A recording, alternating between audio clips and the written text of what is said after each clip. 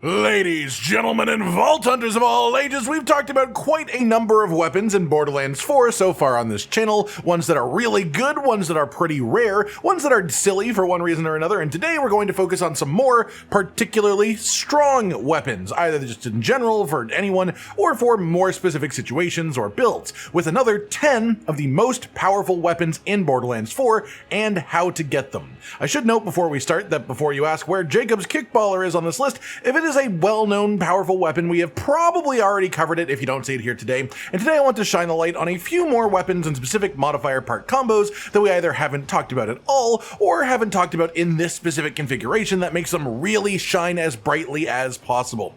First up then, just a very generally just strong legendary called Bugbear. This is a Torgue legendary assault rifle. It has solid damage per shot and fire rate stats as a base, but it's also a Torgue gun, so it fires out mini rockets when you shoot it, and the legendary effect is that it scales up to 100% bonus damage and 200% damage radius based on the emptiness of the magazine. So the less bullets you currently have in your magazine, the more damage and damage radius you have. There are a couple of big ways to take advantage of this and push it much further. I'm just using the gun as it defaultly exists in the footage here, but you can either increase the maximum ammo count, which would give you more shots at the higher bonus damage thresholds, or you can get real tricky and use things like Rafa's Peacebreaker Cannon Augment, the one that prevents you from losing ammo for a duration during your action skill, and then you can fire this weapon until it's at like one shot left, then activate the infinite ammo, and yes, you will slowly just regenerate ammo because of how Rafa works, but you will get a ton of shot out at that low ammo count for the high buff, and really just chew through any health bar you attack with a combination like that.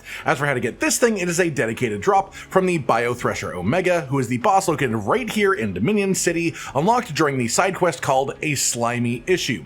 Next up, we'll talk about a weapon that we've mentioned in the past, but it's one that improves dramatically with the right licensed part roll as well, and this is Aegon's Dream. There are quite a few varieties that you can get of Aegon's Dream as a weapon, and even just as a base it is quite strong due to having a high fire rate and magazine size, which makes it synergize well with builds that scale off of fire rate, like Neutron Capture Harlow for example, but this gets even crazier with the right licensed parts around it. Torgue Sticky Magazine is the big one, because if you are in a build where your damage directly scales from your fire rate and not much else, the impact damage of the initial hits of the bullets is likely not that important to you so much as the frequency of the hits. Torgue Sticky Rounds counts as hitting once on impact and then a separate hit on explosion. So this, for all intents and purposes, doubles the hit count for builds that like that, which is very crazy, especially as you still fire stickies even on extra barrel mode with an extra high fire rate, and as you can see on my screen, it just makes it look like a big mess of white, but that's because the fire rate and the stickies and the explosions are just so insanely fast, and with the fire rate and magazine size combined with the stacking damage effect that Torgue Stickies have upon themselves, it just really sails damage up to the moon with this one, and unlike combos like Torgue Stickies with the taser or flamethrower underbarrel, this is not a bugged interaction that will eventually get fixed. This is just a really strong synergy-filled weapon part combo. On top of that, you can also roll the Jakobs Ricochet on crit license part 2 on the same weapon, which can then spread all this massive damage around for you if you crit in a pretty reliable way. As for how to get this weapon, the legendary itself is a dedicated drop from Horus, who is the Spymaster boss located here in the Fade Fields. You find him early in the story missions, but if you want that specific group of modifiers on the weapon too, it's not going to be a fast farm by any means, just as a bit of a warning. After that, we've got a relatively similar concept of a weapon, which is Rowan's Charge. And in some ways, this is better than Aegon's Dream, in other ways it's worse, but it doesn't require set weapon parts to reach its relative peak power. This is a Jakobs assault rifle, so low fire rate, at least comparatively, because I'm in a Harlow build that has a lot of fire rate just built into it. It has high damage as well per shot, and it also has reasonably increased critical hit damage too, as Jacob weapons tend to do. It always has alternate fire crank mode when it drops, which increases the fire rate pretty dramatically. It always rolls with Torgue Sticky Magazine, and stickies are honestly just generally quite strong right now in the game, especially for boss fights where they can really stack up their own damage multipliers. It's a Jakobs gun as well, so it has Ricochet on crit by default no matter what, and that stacks with some strong enhancement effects too. Then the legendary effect is called Stalker. This is a 20% chance for bullets to be a critical hit even when they don't hit a critical spot, and it also refunds 2 ammo on crits. The ammo refund part of this is limited. There seems to be an internal cooldown on it, so you can't literally make it just never have to reload even if you have perfect headshots, but it is still just a really solid weapon out of the box. It's not likely to be the absolute strongest weapon for a perfect endgame build, but it is one that is reliably extremely powerful right when it drops with minimal RNG past having it drop to begin with. As for how to get it, this is a drop from Directive O, who is the boss of this order bunker here in the Dominion City region.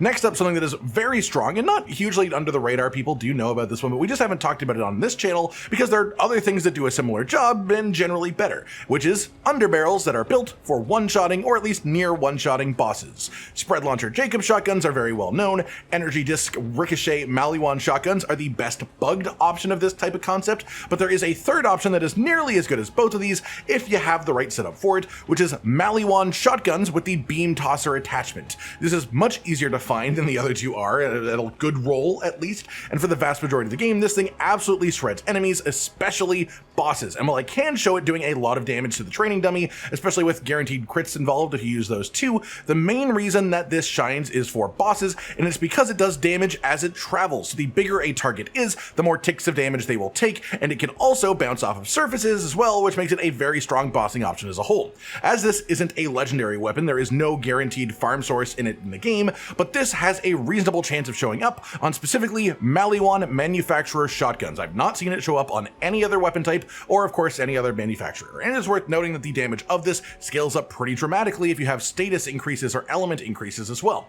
Moving on, we've got a personal favorite of mine with a fun twist, which is the Looty Mad Lad legendary submachine gun, but with a specific roll when it drops. The base version of this was actually the first legendary weapon I found in all of my time with Borderlands 4 with some of my early game preview content, and I absolutely adored this weapon from the jump. It has a COV magazine, but unlike the way that those normally work, the heat bar fills up super duper quickly, but also lowers super quickly as well. And it also has a fire rate of 22 bullets per second, which is insane. Just a really fun weapon. But this is another one that scales incredibly well for fire rate focused builds or setups, and even more so if you get the one with the Daedalus ammo swap to shotgun ammo specifically. When you use this weapon with shotgun ammo, the fire rate does slow down a little bit, but it's still extremely quick, like faster than any other shotgun will have in the game, and it can fire multiple pellets per shot because it is firing shotgun ammo. So if you apply damage per hit, it scales off of the hits. Something like 16 plus shotgun shots per second of fire rate is an absolutely abusive way of doing that. Of course, this does absolutely chew through shotgun ammo in like seconds, but generally speaking, the non-shotgun mode is more than good enough for most enemies, and then you can save shotgun mode for things like badasses and bosses specifically to just chew through them. Where this thing gets really insane is if you can find one of these strong legendary COV enhancements, as well as it can take drastic advantage of the unique heating function of this specific weapon, and if you can increase the technical magazine size, that's also awesome for it too. As for how to get this weapon, it is a dedicated drop from Mimikron, who is the boss of the order bunker just east of Idolator Soul's fortress in the Fade Fields region. The ammo mode swap part of it won't always be shotgun, so that is the part that makes it a little bit tougher to find this specific version. For the next couple of entries today, we'll be going over some weapons made for single shot weapon builds. We're talking about weapons for people who like shooting one bullet and seeing one or even multiple enemies just have their heads instantly pop, and things that synergize incredibly well with buffs like Amp for bosses where you boost the damage of a single shot, either from having a full shield or from using a rep kit. And first up, the one we'll be starting with is a machine called Truck.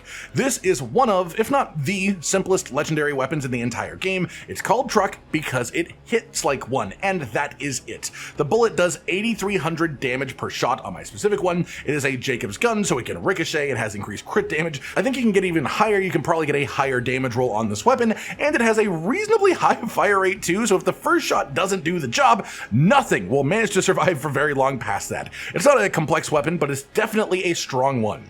As for how to get it, this one is also a drop from a boss we mentioned earlier, Bio Thresher Omega, the boss located here in Dominion City, who was unlocked from the side quest called One Slimy Issue.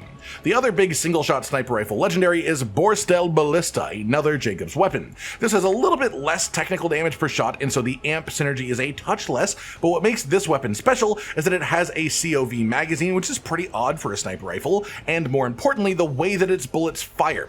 After they've reached a set distance from where you shoot them, so you do have to be a set distance away from the enemy you want to hit, the main bullet will spread and spray projectiles around it that will travel alongside it and hit any enemies that it connects with. This increases the damage per shot a little bit for smaller enemies. A couple of extra pellets in there might actually hit them, but if an enemy is large enough that they take the full blast, not just the main shot, but every one of the pellets, this thing can do more damage than truck in a single shot. The general use case for each weapon is a little bit different, and they both fit in the same sort of build archetype, but one of them is better for really tight precision, and the other one is better if you are just aiming at larger targets and using things like the Jakobs crit knife so that the spread pellet grouping doesn't lose out on damage because it'll crit anyways. To get this weapon for yourself then, it is a dedicated drop from the Timekeeper himself, so that's a little bit tougher one to farm, but that's the way to get it.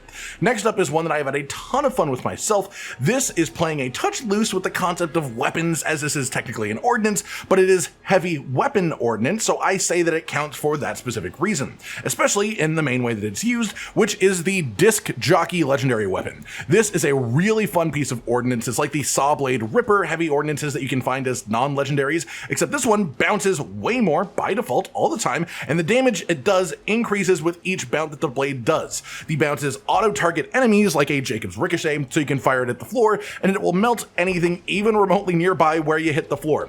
Normally, this is just a fun use of your ordnance slot, but there are things like Rafa being able to activate infinite ammo, or general ways of refilling your ammo during an active combat, or for like Amon specifically, he does have a way to gain back ordnance ammo just by hitting enemies with his ordnance, so you can loop this pretty perfectly to make it essentially infinite, which then just makes it your main weapon from that point forwards, and that is a ton of fun. As for how to get it for yourself, this one is a dedicated drop from Sydney Pointylegs, who is the boss of this Ripper drill site in the Fade Fields region.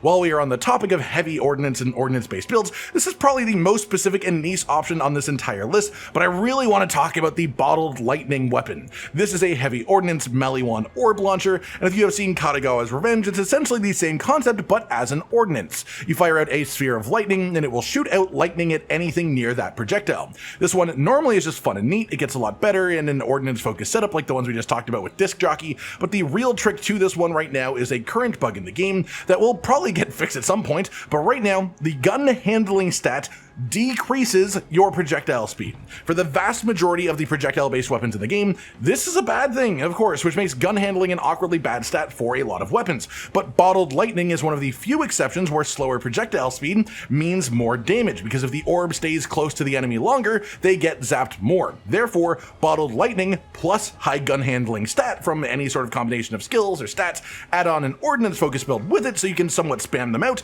and then you've got a really silly, nasty combo going on. As for how to get it, this one is a dedicated drop from Origo, the boss of the vault in the Terminus range region.